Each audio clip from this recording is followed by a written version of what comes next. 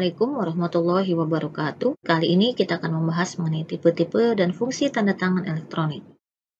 Perkembangan teknologi serta platform digital telah mendorong maraknya aktivitas perdagangan elektronik. Transaksi elektronik sendiri dimaknai sebagai perbuatan hukum yang dilakukan dengan menggunakan komputer, jaringan komputer, dan atau media elektronik lainnya. Pada transaksi teknologi finansial yang dilakukan melalui internet atau dengan kata lain disebut dengan transaksi dalam dunia maya. Tanda tangan yang digunakan juga berupa tanda tangan dalam bentuk data elektronik, yang kemudian dikenal sebagai tanda tangan elektronik.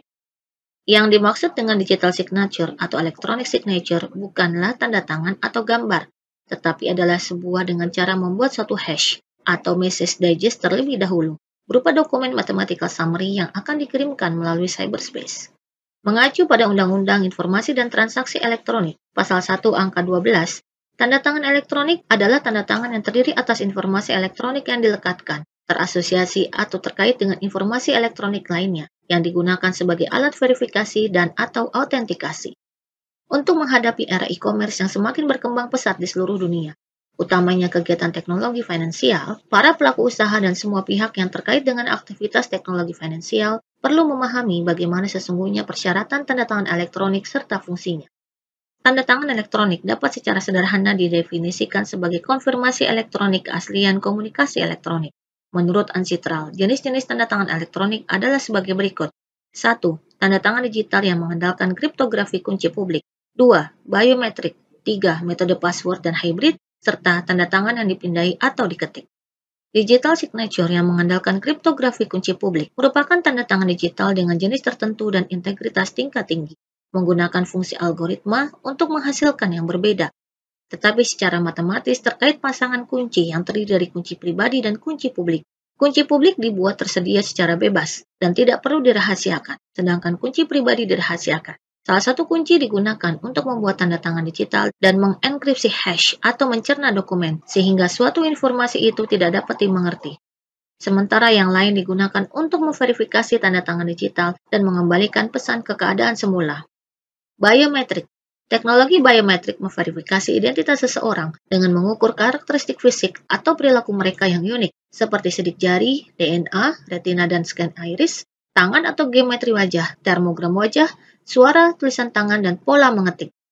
Penggunaan biometrik umumnya melibatkan menangkap sampel biometrik dalam bentuk digital, salah satu fitur biologis individu. Informasi biometrik diekstraksi dari sampel untuk membuat template referensi. Identitas orang kepada siapa berkorespondensi. Sampel biometrik kemudian dikonfirmasi atau keaslian komunikasi mereka diverifikasi dengan membandingkan data biometrik mereka dengan orang-orang dalam template referensi. Selanjutnya, metode password dan hybrid. Kedua kata sandi dan kode dapat digunakan untuk mengontrol akses ke informasi atau layanan dan untuk tanda mengirim komunikasi elektronik. Password dan kode adalah metode yang paling banyak digunakan autentikasi untuk tujuan kontrol akses dan verifikasi identitas dalam berbagai transaksi, misalnya internet banking, penarikan tunai, dan transaksi kartu kredit. Selanjutnya, tanda tangan yang dipindai dan nama yang diketik. Sejumlah besar dari komunikasi elektronik dipertukarkan setiap hari, tidak memanfaatkan setiap autentikasi atau tanda tangan teknologi tertentu. Komunikasi tersebut mungkin hanya berupa pesan email yang menyertakan nama diketik, judul, dan alamat para pihak di bagian bawah pesan. Adapun yang menjadi fungsi tanda tangan elektronik yaitu pertama, autentikasi elektronik menyediakan tingkat jaminan apakah seseorang atau perangkat adalah siapa atau apa yang klaim untuk berada di interaksi online.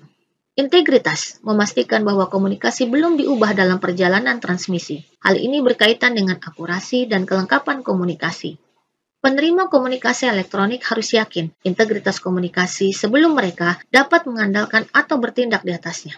Integritas sangat penting untuk transaksi e-commerce, terutama di mana kontrak terbentuk secara elektronik. Non-repudiation berarti memastikan bahwa para pihak tidak bisa kemudian menyangkal tanda tangan mereka pada saat terjadinya sengketa. Diharapkan para pihak dalam kontrak akan terikat secara hukum ketika perjanjian ditandatangani. Sekian dan terima kasih.